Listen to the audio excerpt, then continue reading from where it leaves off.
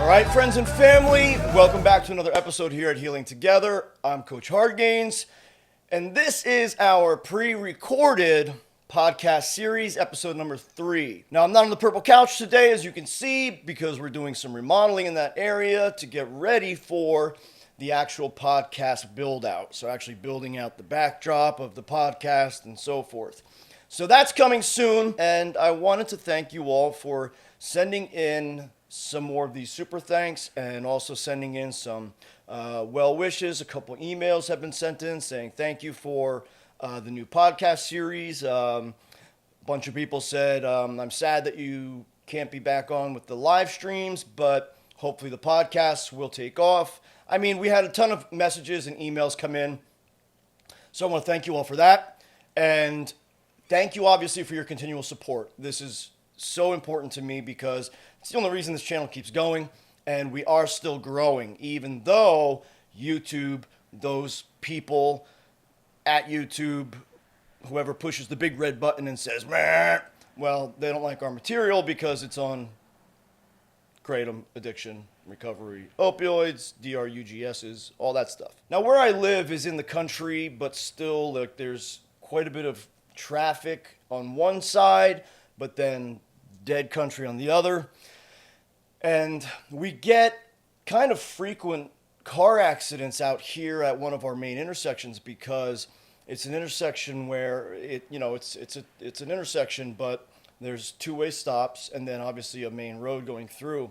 But people speed on the main road all the time, and the other people at the stop signs don't always take their time to look both ways multiple times, which if you're a young driver, guys, please make sure you're looking both ways multiple times. Like, it scares me to death that my son is 17 and just out in this crazy world full of crazy ass people. But we very frequently hear accidents happen out there. And it's like probably once every 2 weeks, there's an accident out there.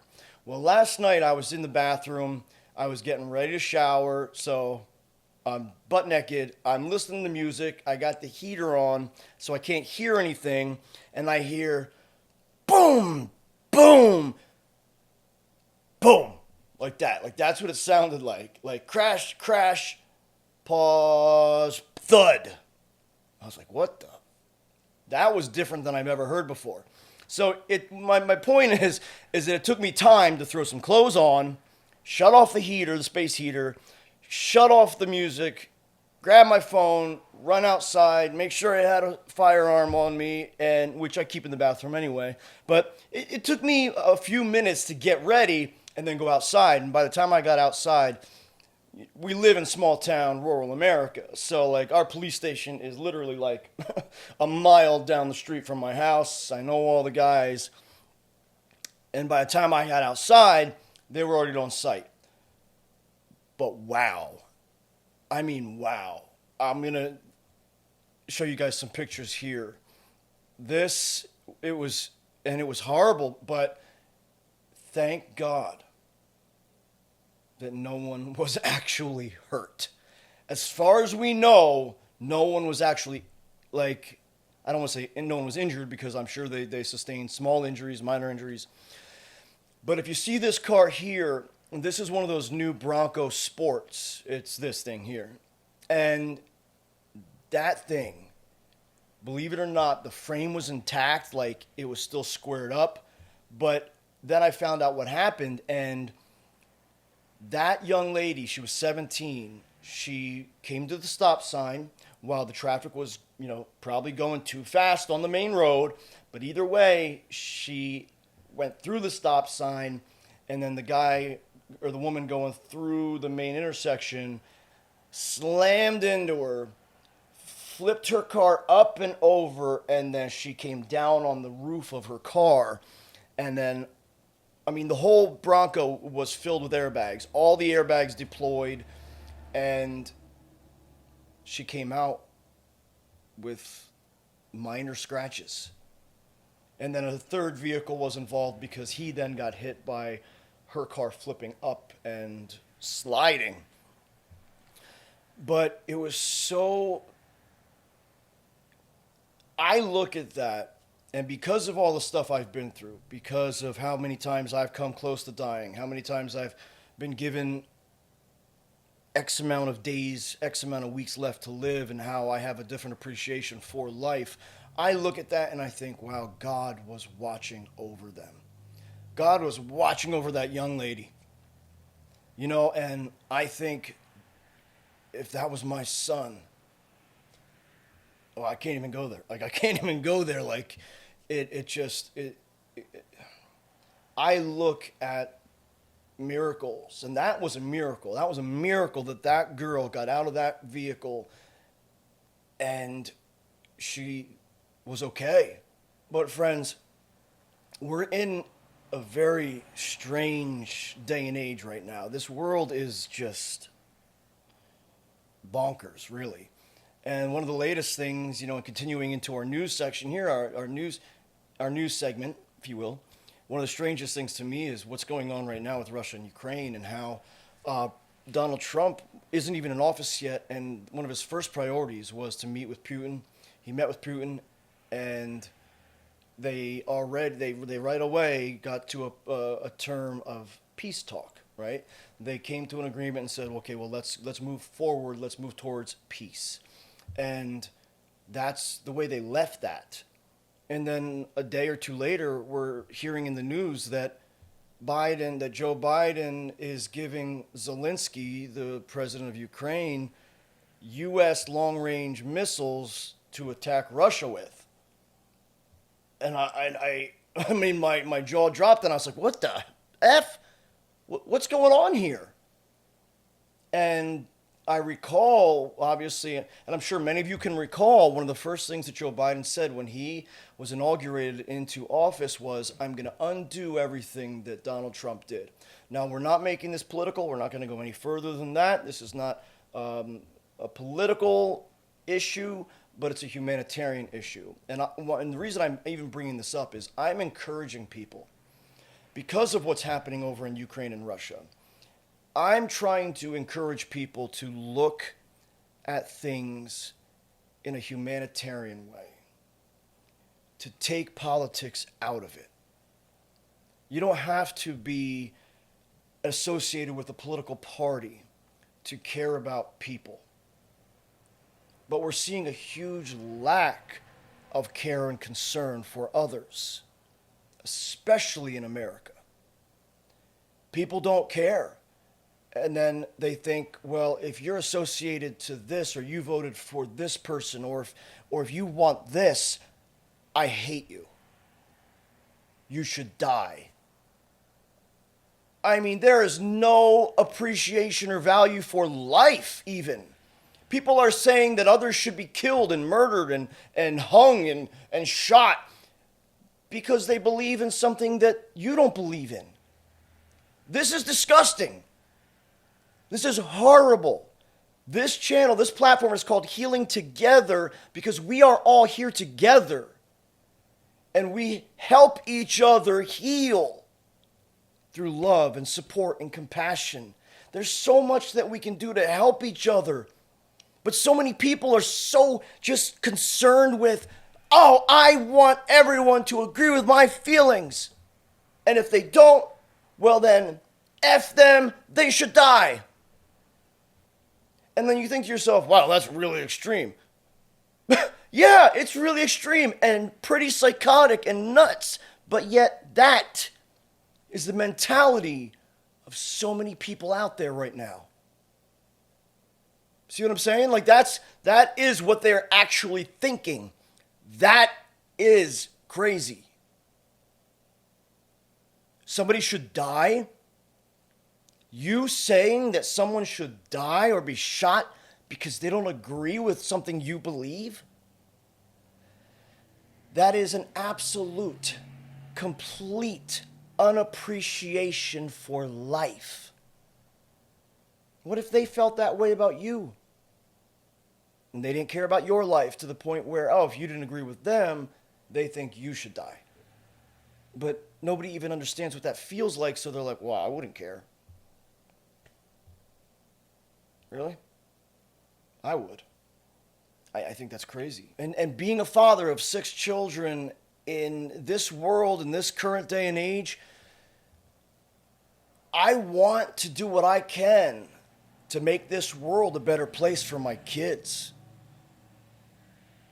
Like, I want to know that I'm doing my part to change the trajectory of where this society is going, so that I know at least my kids have a fighting chance to live in a better world. All right, friends, so that's the news for today. Let's answer a community question. All right, so today's community question comes from one of our awesome and supportive members. This guy always comments on almost all of our videos and asks questions and is engaging, and he gets involved. He goes by Ribliz, or Riblizz, and the question comes in as, Coach, question for you. Has the powder not lost its efficacy for you? Now, efficacy means, has it stopped working? Is it still working? This is a great question, and this is a question I get frequently. So many people ask me, well, after 11 years of using KRATOM, how does it still work? How do you still feel it? Now, the answer to this question is yes and no, but you guys all know how I'm always promoting take your KRATOM breaks, take your KRATOM breaks. The more breaks you take, the longer it will last, the longer it will be effective for you, the longer and better its efficacy will be for you. So that's why KRATOM breaks are so important. Now, getting to the deep and the thick of it, really, we know that the body has these receptors in it for all these different things, right? Well, one of those things is for opioids, right? The opioid receptors. Most of our opioid receptors are found in our gut, many are in our brain, and there's others floating around other areas of the body. But again, most are in our gut. That's why our gut gets so heavily affected when we take opioids. Constipation, diarrhea, uncomfort, we lose our good gut bio. Our gut becomes unhealthy. And that's also why I believe in taking probiotics, prebiotics when you're taking opioids. You want to keep your gut health. You want to do your best to maintain gut health. So it's been almost 11 years that I've been taking KRATOM. And when I take it daily. And when I take it daily, I take it multiple times a day. My normal KRATOM dosing when I'm on KRATOM is I take a tablespoon every 4 hours in a day. Sometimes, if I'm in a lot of pain, I have to take a little more. But I try not to take more than a tablespoon ever at a time. Because if I do, I get the eye wobbles and I get the spins. And we can talk about that at a later time in another video if you don't know what that is. The warm blanket, let's call it, right? The warm blanket of opioids. When you take those opioids and you get nice and warm and cozy and you feel good and you feel buzzed and you feel relaxed and you feel all that good euphoria and even that little energy boost, that little kick, that's the stuff that I don't feel anymore. Because my opioid receptors are, and we can call it whatever you want to call it. There's a lot of different philosophies on this, but then there's the science behind it. But a lot of people say, that your opioid receptors are burnt out or they're washed out or blown out or whatever. But my opioid receptors have been overused for far too long. And there's also a point where the brain starts to delete receptors when it feels like they're getting overloaded for too long. Whatever. But essentially, because I've been activating my opioid receptors for so long in such high ways and doses and so forth, my opioid receptors don't respond very well anymore. I'm not going to go too far into that right now, but you guys know I'm always open about everything. And I have abused my opioid receptors. Absolutely. What I do still get from KRATOM is the secondary effect that KRATOM provides. So, meaning, you guys know that my go-to pain reliever is Red Bali. That has done the best for me for pain relief. And yes, it still works for pain relief. So, the analgesic effects are still functioning for me, even though that euphoria and warm blanket and the nice opioid feelings do not. So I don't get the opioid effect. The only time I ever do anymore is if I go to the ER from typically my brain injury flaring up, and they give me an IV of something very strong, Dilaudid or fentanyl. And even then, I require a very high dose for me to even feel it. So I still get the analgesic effects, which to me is kind of crazy, but also kind of amazing.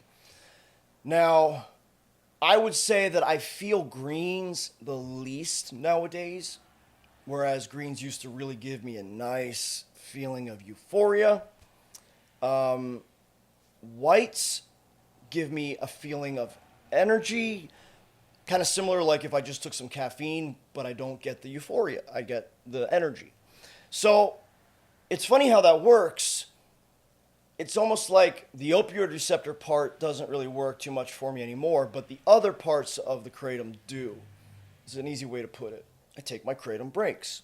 So what I try to do is I try to do a 30-day break 2 to 4 times a year. And after I take the 30-day break and I come back to it, I will get a little bit of those feelings back again. I will get a little bit of getting to enjoy the kratom for what it, provides for a while. Because I document everything and journal everything and I write everything down, I have been collecting my notes on different kratoms, different brands, different strains for years now. So for instance, when I want to tell somebody about a certain strain, I can look back at my notes and I can see, okay, well, I may not feel that euphoria now the way I did back then, but I look at my notes and I think, okay, wow, the euphoria was very strong. It lasted a good 4 hours. I mean, I really keep notes. I have notebooks filled with all of my notes. So, Ribblies, I hope that answers your question. And friends, I hope that all of you are remembering to take your kratom breaks. It's hard in the moment, I know, because you're like, well, I don't want to let go of this feeling right now.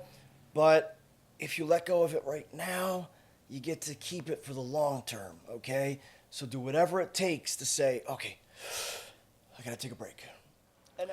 When the night has come, the land is dark, and the moon is the only light we'll see. No, I won't be afraid. No, I won't be afraid. Just as long as you stand by me. So darling, darling, stand by me. Oh, won't you stand by me? Stand, oh stand by me. If the sky that we look upon, oh, tumble and fall, oh, the mountains crumble to the sea. I won't cry, I won't cry, no, I won't shed a tear, just as long as you stand by me. So darling, darling, stand by me. Oh, won't you stand by me? Oh, stand, I said, oh, stand by me. So darling, darling, stand by me. Oh, won't you stand by me? Stand, oh stand by me. All right, well, besides the guitar being a little out of tune, which bothered me the whole time I was listening to myself play, I was like, oh my gosh. I just don't have the time or the energy to keep doing takes, so we're going to have to roll with that one, guys. That's what we're going to have to roll with. But friends, thank you so much for continuing to ask for song requests. This is cool. We've got a pretty nice long list compiled of all the requests. And we're starting to kind of get multiple requests for certain songs like that one. And I know a bunch of you guys had seen it somewhere that I had done it like a while ago. And thank you. I mean, I greatly appreciate the support. It means a lot to me. Friends, I want to thank you guys for watching another episode, and thank you so much for all your support. Please remember to like, share, subscribe. We need that. That is what we need. And even if you just take this video and share it with one friend and you're like, yo, buddy, check this out. I think that you'd like to be a part of this community. We really need that. Okay, that's really what we need to get pushed through the YouTube algorithm red flag, red tape. Is that what I want to say? You know, get pushed through the red tape and get out the other side and grow into the big fields of poppies. Yeah, that's where we want to be, the big fields of poppies. All right, friends. Well, I'm Coach HardgainZ. This is Healing Together, and thanks for watching. I'll catch you next video.